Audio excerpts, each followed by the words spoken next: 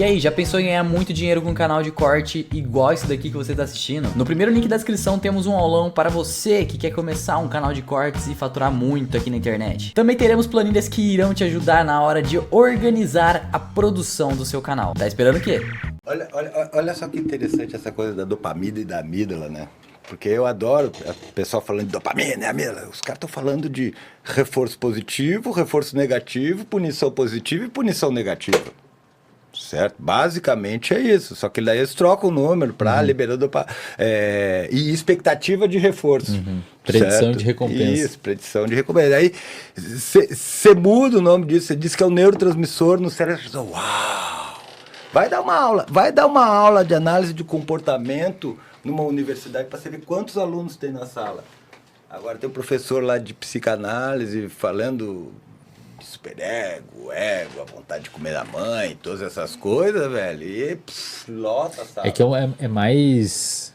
É meio apelativo, né? A psicanálise é uma história mais... O Freud era um ótimo marqueteiro. né, cara. O Freud soube fazer a polêmica. O Freud foi o primeiro cara que vendeu o cima do cancelamento.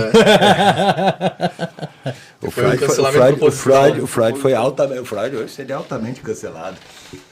A gente tem um corte aí com o Twin, que é o Freud seria um TikToker hoje em dia. Exato, cara, exatamente. Ele deve ser o Breyer. Eu acho que o Freud seria um neurocientista hoje. Eu diria que o Freud não seria um freudiano. Não seria um freudiano. Não dá pra falar esse tipo de coisa, né? Obviamente uma anedota, né? Mas eu acho que o Freud foi um cara que se esbarrou nos limites das neurociências da época. E ele tentou e chutou bonito algumas coisas ali, cara. Ele tem um artigo que ele estruturou dois tipos de conhecimento lá que a neurociência veio mostrando depois. Primeiro, antes do Santiago Ramon e Cajal, que era um cara que delimitou o que chama de doutrina neuronal. Usando nitrato de prata. De prata, que foi o inimigo científico dele que criou, que foi o Camilo Golgi. Assim, basicamente assim, vamos explicar aqui. Em 1900, as pessoas... 1900, 122 anos atrás. Em 1900, as pessoas não sabiam como que o que tinha no nosso cérebro. Tinha um cara chamado Camilo Golgi, que foi o cara que inclusive caracterizou os complexos de Golgi que tem na célula, que vocês estudaram na biologia. Vocês lembram, né? Eu lembro disso. Isso, fica perto do núcleo, isso. assim. Aí ele desenvolveu uma técnica que ele pegava uma fatia de um cérebro e pingava nitrato de prata, né, na fatia. Ironia que o sobrenome dele era Gold, mas tudo bem. É Golgi. É Golgi, não de ouro. G-O-L-D. Não de ouro. Mas a sonoridade foi boa, era ironia. foi boa. A função desse comportamento era boa. O Camilo Silver. Ele desenvolveu essa técnica que permitia, até então se tentavam colorir as células e olhar no microscópio, mas coloria muitos neurônios e não tinha muito uma noção de como delimitar a estrutura da célula e tal, nessas técnicas de histologia. O Camilo Golgi, ele defendia que o cérebro era composto por uma rede de neurônios, como se fosse um grande neurônio. Existia um outro cara, um espanhol, chamado Santiago Ramon y Cajal. Ele era um cara só, não é dois. Santiago Ramon y Cajal é um só, não é o Santiago Ramon e o Cajal. E o Cajal. O Santiago Ramon y Cajal falava, não, o nosso cérebro tem vários neurônios que se comunicam por meio de sinapses, que foi um termo cunhado mais ou menos na mesma época por um cara chamado Charles Sherrington. Quem que estava certo? Ninguém sabia na época quem estava certo. O Santiago Ramon y Cajal provou que o cérebro tem vários neurônios, desmentindo o Golgi, usando a técnica do Golgi. Então ele pegou a técnica do arqui-inimigo dele da ciência e usando a técnica dele provou que ele está errado. Tipo, você desenvolveu uma técnica, eu provo que você está errado com a sua técnica. Os dois dividiram o prêmio Nobel em 1906 de Fisiologia e Medicina. Ainda que dividiram, né? E diz que nem se falaram, cara, na cerimônia. A história conta que eles não se falaram. Foi uma guerra assim bizarra entre os dois. E o Freud usou essa técnica. O Freud antes de 1900... ele escreveu um artigo propondo que provavelmente no cérebro existiam vários tipos de células se conectando e se conversando que sustentavam a existência das emoções. Antes dos caras provar isso, velho. Então ele acompanhava, ele era um neurologista, né, cara? O Freud, neurologista, contribuiu muito. O problema é que como tinha, psicanalista, ele explodiu a carreira dele. Explodiu a carreira, ele é um termo sugeriu ruim. num artigo também, cara. Explodiu a carreira é um termo ruim pra usar com o Freud.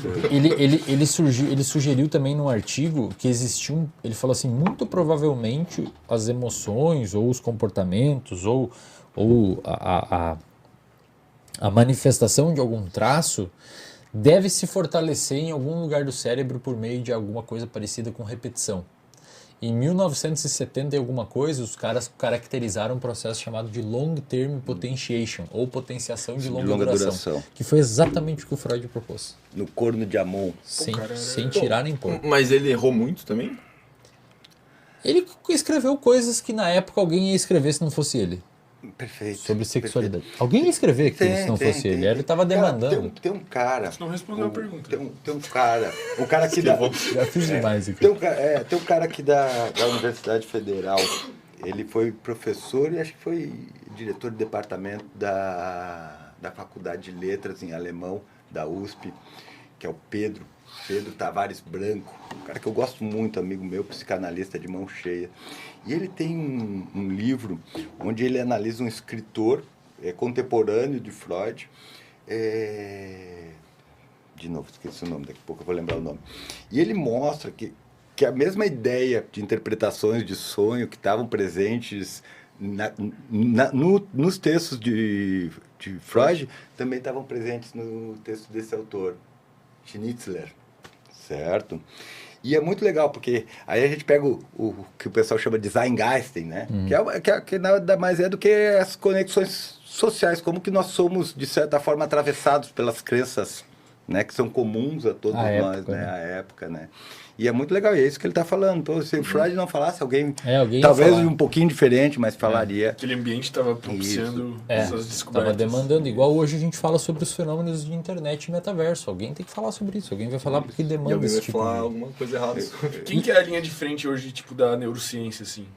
Quem que é o Freud atual, cara, assim? depende. Ou não tem um... Aquela mulher que vocês falaram antes. Isso é muito legal. Isso é muito legal na TCC e na neurociências, porque você não tem um autor, é um conjunto, você tem um conjunto de pessoas que vai adaptando esses comportamentos às necessidades. Então o cara vai lá e pega um monte de conhecimento e diz, não, vou usar isso daqui para tratar transtorno de personalidade.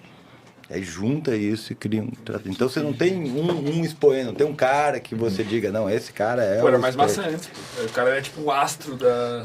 Cara, e pensa assim, ó, depois que o Santiago Ramon e Cajal caracterizaram a doutrina neuronal, mostrando, e o Camilo Golgi também contribuiu, né? Mostrando que o cérebro é composto por vários neurônios, isso em 1900. 1940, mais ou menos, teve um boom dos estudos em genética, onde começou-se a se mostrar, tanto é que em 1951 ou 52 o Watson e Crick publicou na Nature a estrutura do DNA. Né? Foi talvez o artigo de maior impacto nessa área da história do século passado. Então, década de 40, 50, houve um boom dos estudos em genética, onde começou a se mostrar que, familiares tendem a aumentar uma prevalência de um transtorno dentro da família, se o cara já tem... Então veja, a gente já sabia mais ou menos como que o cérebro funcionava, o que tinha no cérebro, começou a entender que existia uma genética também envolvida. E aí na década de 60, principalmente na década de 70, 80, aí houve um boom que aí a psicanálise reduziu significativamente a sua produção, até a metade do século passado ela produziu bastante, mas aí começou a genética. Em 1952 um cara chamado Hans Eysenck, ele publicou uma meta-análise na época mostrando que, foi bem impactante esse dado, mostrando que a simples passagem do tempo era tão eficaz quanto as terapias freudianas existentes na época. Isso rolou um alvoroço na comunidade científica da época. Inclusive o Aaron Beck, que é um dos pais da psicologia cognitiva, da terapia cognitiva comportamental, ele era um psicanalista, ele tentou fazer vários estudos caracterizando, entrando no inconsciente do paciente para ver o que o Freud basicamente dizia, né? O Freud tem uma literatura enorme, mas ele dizia assim, existe uma linha, bem basicamente, tá? Existe uma linha entre consciente e inconsciente, E o paciente, de alguma forma, joga reprime alguns estímulos para baixo dessa linha, pro inconsciente, e esses estímulos vazando. Surgem de alguma forma, se manifestando por alguns sintomas. Aí ele usava uma técnica de livre associação, vamos deixar o paciente falar um monte, que eventualmente isso vai pipocar, a gente vai conseguir identificar algumas coisas. Vai se conectar e a gente vai construir um quadro de tratamento. Mas aí outro cara concluiu que o Aaron Beck, ele basicamente falou assim, bom, se o Freud falava que o problema está no inconsciente e ele tem um livro chamado Interpretação dos Sonhos, que mostra que talvez a gente acesse o inconsciente da pessoa pelo sonho, então eu vou desenhar um estudo e vou tentar olhar o sonho das pessoas com depressão e com ansiedade. E ele fez isso.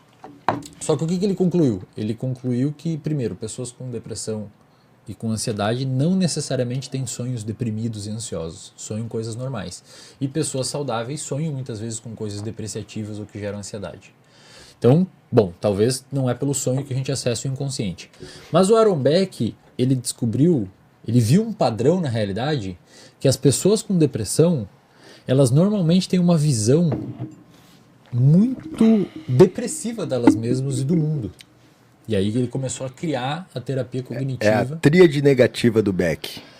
Exatamente. Uma visão negativa de si mesmo, uma visão negativa do mundo e uma visão negativa do futuro. Exatamente. E na verdade ele pegou o conceito da epistemologia. Quando a gente fala de epistemologia, a gente fala do conhecimento que a gente gera da gente, do mundo e como que a gente usa esse conhecimento para se projetar para o futuro. E em 1977, tentando suprir essas ideias de terapia não ter efeito e ser a mesma coisa que a passagem do tempo, o Aaron Beck desenvolveu a terapia cognitiva, onde ele basicamente queria criar um protocolo para tratar pacientes com depressão. Ele desenhou um estudo usando terapia cognitiva ou antidepressivo, e foi o primeiro estudo na história, e foi um marco para a psicologia gigantesco. Esse estudo basicamente rompe uma era ali de estudos. Que foi o primeiro estudo que mostrou que uma terapia da falando, foi melhor que o uso de um antidepressivo químico. Cara, mas por que existe psicanálise ainda?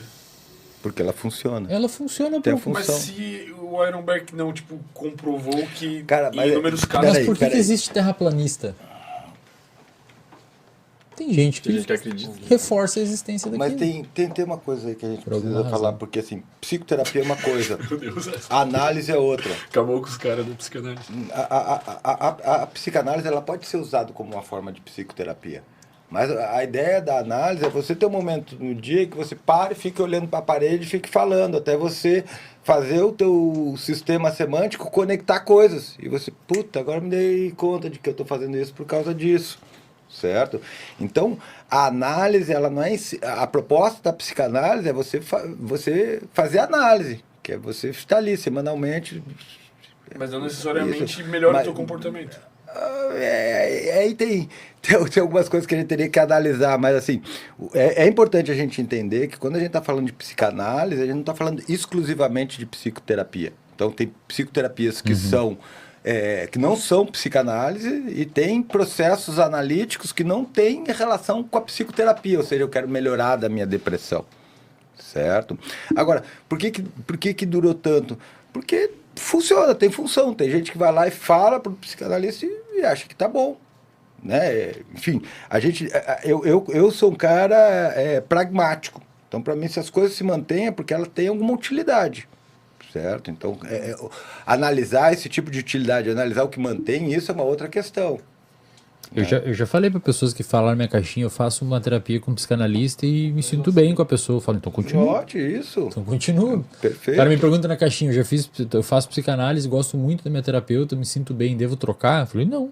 Por que você vai trocar? mexer em time que tá Isso tá ganhando. funcionando, pô. Não, fazendo. tem psicanalistas que são ótimos. E aí, depois da década de 70, 80, teve um boom dos estudos em neuroimagem. Aí a neurociência começou a se enquadrar como um corpo mais robusto de estudo. Aqui abriu em 96, então em 97 o programa de pós-graduação em neurociências. E hoje tem no Brasil, em algumas faculdades. E a tecnologia dá um respaldo. A tecnologia, facilita exames de menos imagem, exames de imagem. Exame de imagem, né, cara? Imagina, você consegue ver o cérebro funcionando é hoje. muito louco, você velho. consegue ver o fluxo sanguíneo aumentando, o metabolismo de glicose, cara.